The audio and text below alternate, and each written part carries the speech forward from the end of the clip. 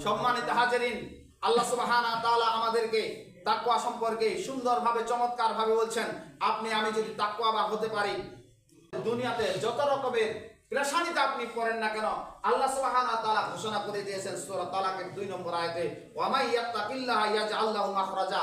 আল্লাহ সুবহানাহু ওয়া তাআলা ঘোষণা করে দিয়েছেন, যারা তাকওয়াবান হবে, তাদের তাকওয়াবান যদি অর্জন করতে পারো, তাহলে পৃথিবীর যত সমস্যা রয়েছে, সকল সমস্যা থেকে উত্তরণের ব্যবস্থা আমি আল্লাহ রাব্বুল আলামিন তোমাদের করে দেব। সুবহানাল্লাহ। শুধু তাই নয়, আল্লাহ সুবহানাহু ওয়া তাআলা ঘোষণা করে দিয়েছেন, ওয়া ইয়ারযুকহু মিন হাইসু লা ইয়াহতাসিব।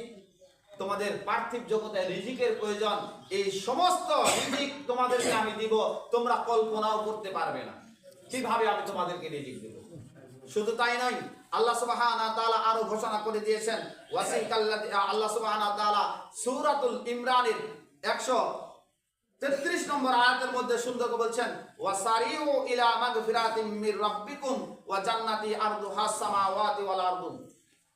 তোমরা দৌড়ে এসো, প্রতিযোগিতা করো আল্লাহর ক্ষমার দিকে, তোমাদের রবের ক্ষমার দিকে এবং তার জান্নাতের দিকে, যার প্রশস্ততা হচ্ছে আসমান এবং জমিনের মতো।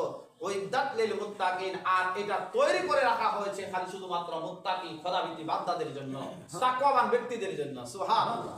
আল্লাহ রাব্বুল আলামিন আরো ঘোষণা করছেন, ওয়াসিকাল্লাযীনা তাকাউ রাব্বাহুম ইলা জান্নাতি যুমারা।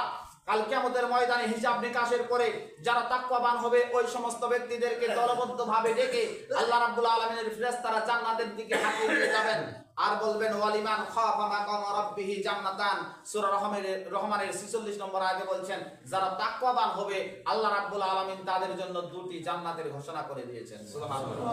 সূরা নাবার 31 নম্বর আয়াতে আল্লাহ 31 থেকে 36 নম্বর আয়াতে বলছেন, যারা তাকওয়াবান হবে আল্লাহ রাব্বুল আলামিন তাদের সফল কামগুলো যে ঘোষণা করেছেন এবং তাদেরকে এমন আঙ্গুর ফল আর দিবেন এবং এমন সুন্দর হুরগুলো প্রদান করবেন, যার বিস্তারিত বর্ণনা 31 নম্বর আয়াত থেকে 36 নম্বর আয়াত পর্যন্ত আল্লাহ সুবহানাহু ওয়া তাআলা তুলে ধরেছেন।